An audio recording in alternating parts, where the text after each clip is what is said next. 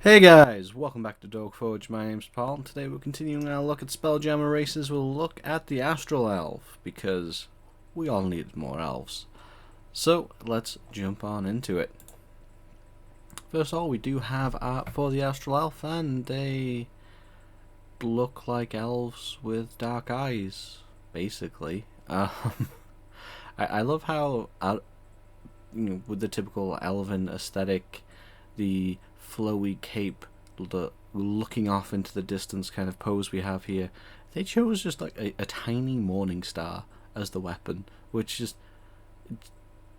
it's just a huge juxtaposition. Okay, let's jump into the lore of these elves. Long ago, groups of elves ventured from the Feywild to the astral plane to be close to their gods. Life in the Silver Void has imbued their souls with a spark of divine light. That light manifests as a starry gleam in an astral elf's eyes. Because nothing ages on the astral plane, astral elves who inhabit that plane can be very old, and their longevity gives them an unusual perspective on the passage of time. Some are prone to melancholy, while others may display an absence of feeling. Many look for creative ways to occupy themselves, whether they choose to live in quiet contemplation or strike out to explore the reaches of the multiverse. Astral elves tend to see things through the lens of time as having little or no meaning to them.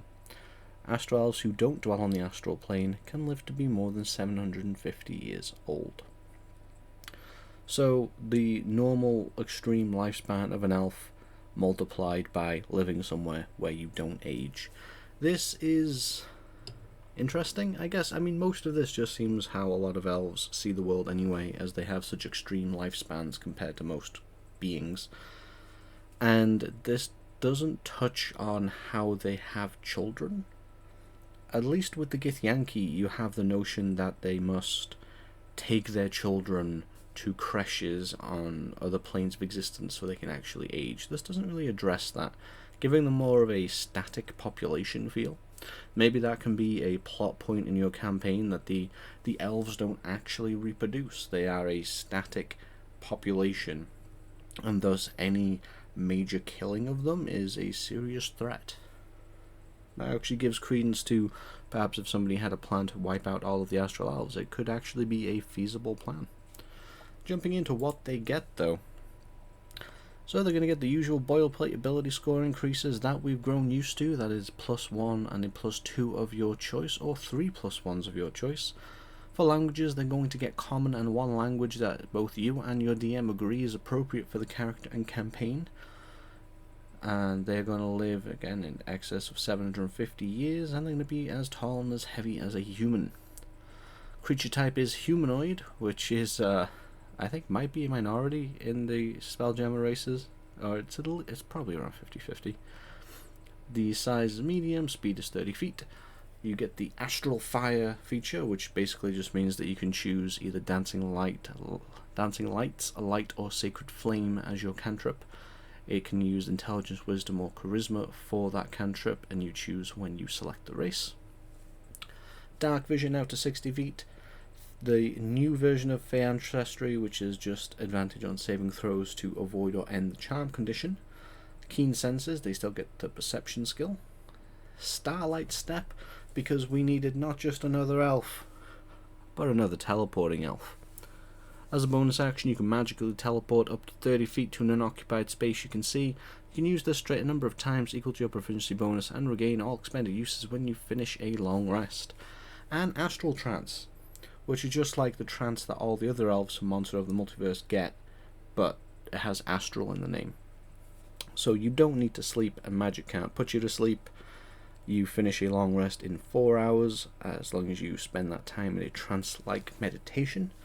And when you finish that rest, you gain a proficiency in one skill of your choice and with one weapon or tool of your choice from the PHB, as you mystically acquire these proficiencies by drawing them from the shared elven memory and experiences of entities on the astral plane.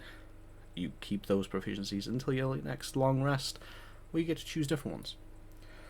I can't tell you guys how disappointed I am in this, because not only, and I think this is probably a fairly common feeling, like we didn't need more elves.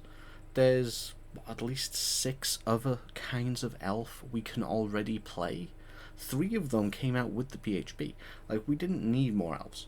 But if we were going to get more elves, they could have been so much more interesting than this. This is an Eladrin or a Shadar-kai, except instead of a cool rider ability on their teleport, you get a cantrip. That's all this is. There's nothing new or exciting here. And whilst you might be able to make those cantrips sound fancier by naming their ability Astral Fire, they're still just light cantrips, or, a okay-ish damage cantrip. This is really lackluster. Don't get me wrong, teleporting is still extremely useful. Bonus action teleporting even more so, but this is nothing new. This is not even trying to give an interesting spin on the teleporting elves we already have. If anything, this is a step backwards, and this is an elf that I am disappointed that not only exists but came out the way it did. How would I have changed this? I would have made Astral Fire, I don't know, maybe actually an ability that represents its name. Instead of handing out cantrips and being lazy by referencing spells that were written, I don't know, like almost 10 years ago now, how about you write an ability that gives radiant damage attack proficiency number times a day? If you want to rely on using spells for that, give them Guiding Bolt at the very least. Like, make this interesting and a compelling reason to play these elves. Give these elves a reason that they've survived in the Spelljammer setting with all of these cosmic horrors.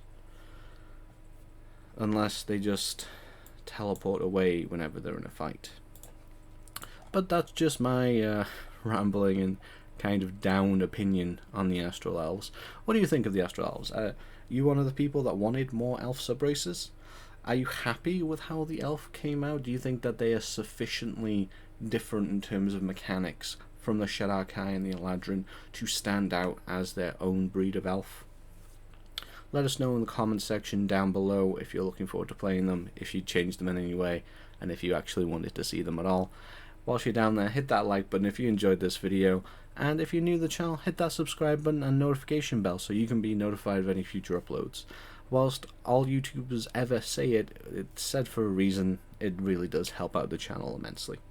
Until next time, I've been Paul, and I'll see you at the Forge.